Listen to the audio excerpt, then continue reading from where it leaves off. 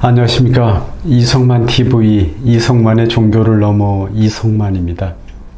처음엔 저 하늘 끝 멀리 어딘가에 타자로서 좌정하고 계시는 새하얗게 빛나는 수염난 하나님일 수밖에 없었을 것입니다.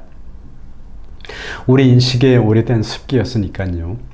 그러나 우리 곁에 부재한 하나님은 하나님이 아니며 진정한 하나님은 우리에게 내재하시는 상호 존재적인 분이심을 알게 된 것은 인류 역사의 크나큰 진보가 아닐 수 없습니다.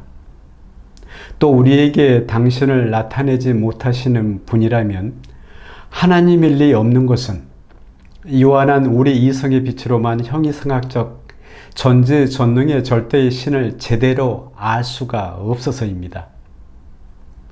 그래서 하나님은 당신을 직접적으로 알려주는 계시의 빛이 필요했고, 그리하여 나사렛 예수에게 당신을 몸소 나타내신 것 아니었을까요?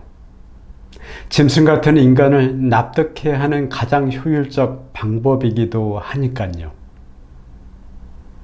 소크라테스, 플라톤, 아리스토텔레스, 아우구스티누스, 안셀무스, 토마스 아퀴나스 등 서양의 철학사와 신학사, 그리고 동양의 샤카부타, 노자, 공자, 장자, 맹자, 수홍과 다석 등 그동안 인류의 역사에서 성인과 네로라 하는 사상가들이 신의 존재 증명에 관심과 열정을 쏟아온 것은 사실입니다.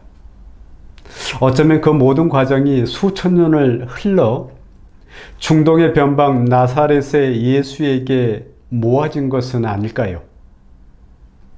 예수가 하나님인가를 놓고 오늘날에도 신학 논쟁은 계속되고 있습니다.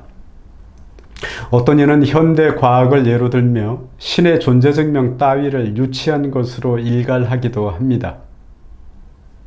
하지만 신의 존재 증명은 전래되어 온 인류의 소중한 사유이며 저마다 종교 믿음의 영역인 것은 오늘에도 변함이 없습니다. 고백하지만 저는 하나님을 향해 설익은 불만과 서운함이 없지 않지만 그렇다고 그분을 부인할 지식과 철학과 지혜와 용기는 없는 자입니다. 오히려 그분이 계심으로써 비록 투덜거리며 살지만 그분이 있기에 저의 생에도 위로가 있고 희망이 있는 은근슬쩍 저의 든든한 뒷배이십니다. 그런 점에서 하나님과 예수와 영적인 우리 인생의 관계를 곰곰 사유해 보면 오늘날에도 어쩔 수 없이 성령이 하나님의 위로서 우리 곁에 존재 않을 리 없다는 것이 저의 어줍은 신학이기도 합니다. 왜냐하면 성부와 성자와 성령이 삼위일체적 하나님이 아니고서는 전지전능 절대의 유일신 하나님을 설명할 도리가 없기 때문이고, 인류의 다신적 사유가 유일신 사유로 정점에 이른 오늘날 예수와 하나님, 우리와 하나님의 관계 또한 삼위일체적 유일신 사유로 나아가지 않으면 이 모든 관계는 어렵지 않게 파탄나기 때문입니다. 한마디로 삼위일체 하나님이 부정될 때 예수는 그리스도로서 생명을 잃고 맙니다. 그렇게 되면 천주교와 기독교 또한 적어도 회복불능의 여타, 고리타분 종교의 하나가 되고 말 것입니다. 그러니 교의 신학을 떠나서도 일반적 사유로도 삼위일체가 부정되면 하나님이라는 절대 유일의 신은 없다고 말해도 무방한 논리가 전개하게 됩니다. 하나님도 자기 존재를 증명할 길이 사라지게 되니까요. 성령은 신비의 하나님이십니다. 그러니 자기의 개인적 삶에서 성령을 매개로 하는 구원의 체험이 없다면 사실 성령이 하나님이심을 마음속 깊이 받아들이기가 어렵습니다. 이는 예나 오늘이나 깊은 그리스도 영성가들의 공통된 주장이요 논리이기도 합니다. 그래서 그토록 그리스도교에서는 성령의 체험을 강조하는 것입니다. 그러나 성령에 관한 인식을 인류는 지금까지 어렴풋하게만 해왔지 정확히 구체적으로 어떻다라고는 말 못하는 대상인 것은 분명해 보입니다. 그래서 성령의 파악이란 사람이 하나님이 되고픈 에덴 동산 선악과는 아닐지 조심할 일입니다.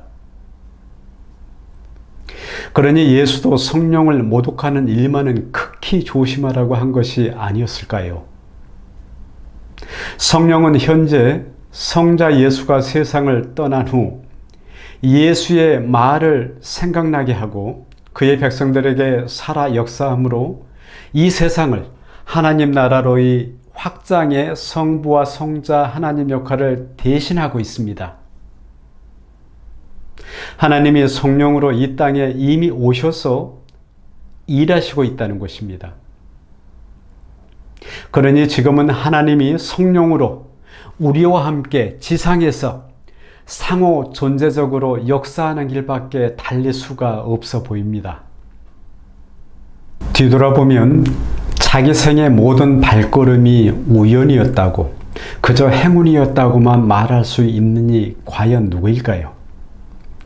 여러분은 누군가 각자의 발자취로 또 나의 발자취로 마치 거대한 아름다운 정원이 만들어져 가는 느낌과 언젠가 그 정원의 전체 모습이 드러나 볼 수 있는 날을 자연스레 소망하고 있지를 않은가요? 그 전체 정원의 모습을 내가 죽어서 의식하든 혹은 의식하지 못하든 실로 아름답지 않을까요? 그 어떤 슬픔도 위로받게 되고 내 작은 삶도 차별 없는 하나의 씨앗되어 하나님의 그 정원을 아름답게 한 그런 모습 말입니다. 저는 창조자 하나님이 능히 나를 보호하사 거침이 없게 하시고 나로 그 영광 앞에 흠이 없이 즐거움으로 서게 하시려고 지금도 나와 관계하는 성령의 하나님으로 신앙하고 있습니다. 하나님의 초대는 나로 하여금 창조주에게 의무를 다하라거나 구세주에게 진 빚을 갚으라는 촉구로 받아들여서는 곤란합니다. 그러면 자기 신앙과 사유의 발전이 없게 됩니다. 창조의 제일 원인이라든가 시작과 끝이라든가 하는 기계적이며 메마른 신의 존재 증명을 넘어 날마다 인생의 발걸음을 옮길 때마다 그는 위대한 사랑과 소통의 설계자를 신뢰하고 사유하며 살아감도 후회 없는 삶 아닐까요? 종교를 넘어 곰곰 사위해 보면 어떨지요? 감사합니다.